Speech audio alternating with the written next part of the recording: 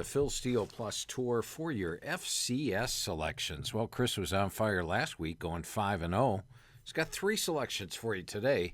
Let's hope he runs the table again, and we'll get a chance to show you all the information we have for you on the FCS here on Phil Steele Plus. And remember, you could become a Phil Steele Plus member today, just $99, and get you Phil Steele Plus for the year. And if you become an Inside the Press Box subscriber, you get Phil Steele Plus for the year for free. So either way, get in on Phil Steele Plus. But let's take a look at this week's game. Now remember, when you log in to Phil Steele Plus, you go to this screen here. You go to your account, log in, boom, this screen pops up. You got all this FBS information for you all the way down the line.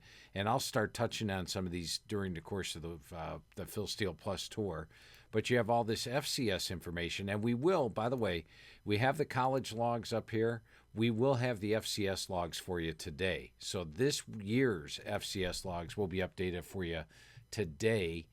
Make sure you keep checking your Phil Steele Plus site for that. But when you go to the menu for Phil Steele Plus, you just click on the team pages for the FCS, and here you go. We are on the team pages. So our first game we're going to take a look at, Chris likes Missouri State minus 9.5 over Youngstown State. Now, Chris points out that Missouri State has played a really tough schedule. And if we take a look, they've played Montana, Ball State, and UT Martin, who's the favorite to win their conference this year. They only lost to Montana, a very strong Montana team out of the Big Sky, by 5 points. The following week, they were plus 2.5 at Ball State and lost by 8. They did beat Lindenwood, who's been playing well this year, and then UT Martin, 31-28, and they had a 403-308 yard edge. The Bears are coached by Ryan Beard, who is the defense coordinator under Bobby Petrino, then took over as head coach, and their offense coordinator is Nick Petrino, Bobby's son.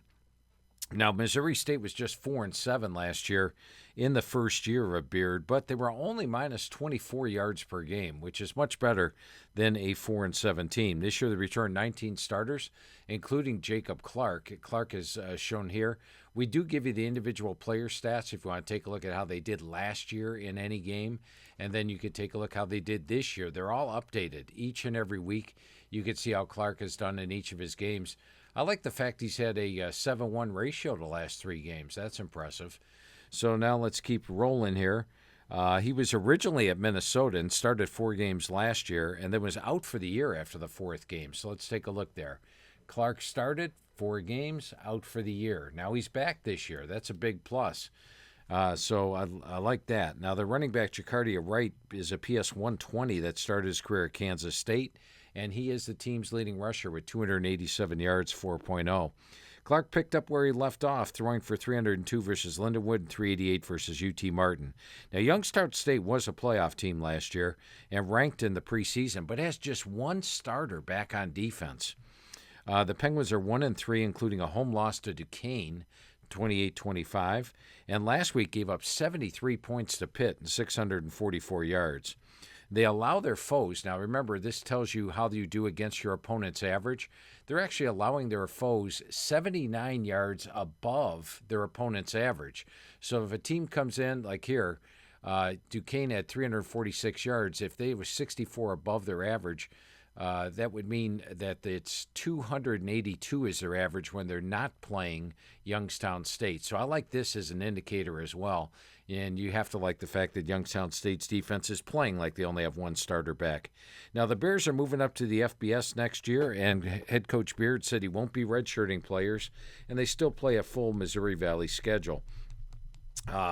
Chris felt that Missouri State was one of the most improved teams in the Missouri Valley. The AGG has them 81.9 to 69. That's 12. Make it 15, and they're only laying 9.5. So his play is Missouri State 38 and Youngstown State 20. All right, let's get to your next game, and it's McNeese State against Weber State. And we'll see who we got at home here. Put Weber on this side, see if they're at home. They are at home, and we will put McNeese over here on your left. Now let's learn about the 2 teams. All right, so Chris says that his play on McNeese State last week, they played Elkhorn State, was never in doubt. They were minus 6.5 and led 21-0 at the end of the first quarter and won 42-14. That's an impressive win, and I hope you benefited from it by watching last week's tape. Their first-year head coach Gary Goff has taken McNeese from 0-11, which they were last year, a very poor team, all the way up to 3-2 this year. They outgained Tarleton 445 to 339 in the opener, but lost, so they could easily be 4-1. And their other loss was against Texas A&M on the road. Now, Montana transfer Clifton McDowell led the Grizzlies to an FCS title game last year. He transferred here and has a 6.3 ratio, and he's also the team's leading rusher. I think the stats are off here. There must be showing for McDowell. And 6 killer. There's got to be a stat off here because Chris's stats are saying that McDowell has a 6.3 ratio. So evidently one of these were typed in wrong. We'll get that corrected by the time the tour rolls around. Now their wins were over Portland State. Oh, come over here. We go to the next team. Weber State enters 2-2. Their wins were over Portland State. And by the way, if you take a look at Portland State in the FCS, I want to show you something. They're all red. Portland State. See how red they are? That was one of their wins. Their other win was over Northwestern State. And Northwestern State's an all-red team. So you've got two poor wins.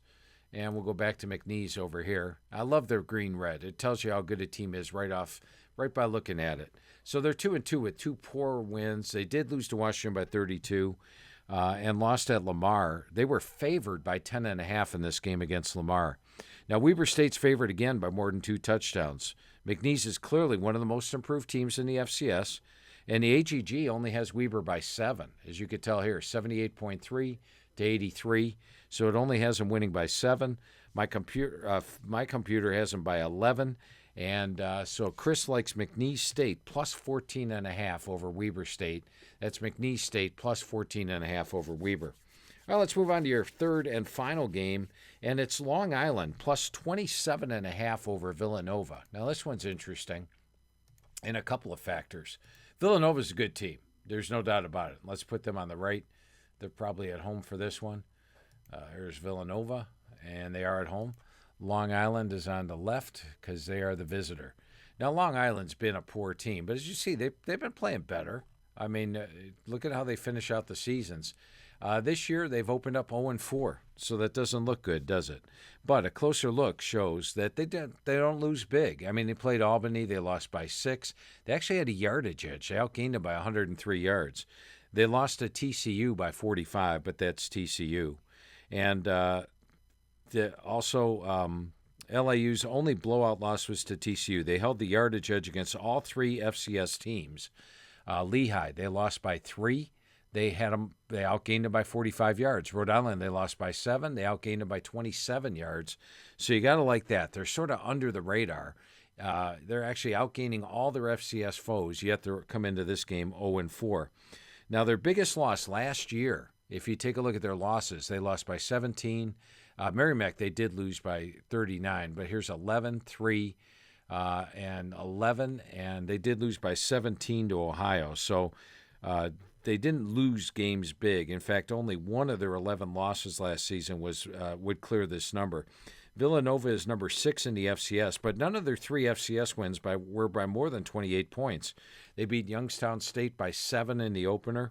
They beat Colgate 28-3 and Towson by 1. Now, last week they trailed Maryland 24-0 in the second quarter and 38-13 in the fourth quarter, scored a garbage TD with 1:11 left. LIU quarterback Lucas Stanzi has a 7-2 ratio, and their defense is holding foes to 23 yards per game, below their season average. A couple other notes here. The AGG only has Villanova winning by 9. Look at this, 77-72, and they're almost a 4-touchdown favorite in this one. So you got to like that. The other thing is this year, Long Island is 3-0 as a dog. So let's take a look at the last 6 years' logs. We got 3-0 as a dog. Here is 4-0 as a dog, 4-1, 5-1, 5-1-1, 6-1-1, 7-1-1, 8-1-1, 9-1-1, 10-1-1 as a dog for Long Island. So they're on a nice roll as a dog. They're getting a bunch of points, almost 4 full touchdowns here. And I like the fact they've outgained all 3 FCS opponents in losses. Chris likes Villanova to win this game 30-13. The spread, as mentioned, close to 4 touchdowns in this one. So there's your 3 plays for the FCS this week. Make sure, if you haven't checked it out already, I've got guaranteed on my quick hitters this week. They must win, or you get the FBS NFL Press Box for free at $20 value. So make sure you check that out. Make sure you subscribe. And thank you for taking the Phil Steele Plus tour with me for the FCS.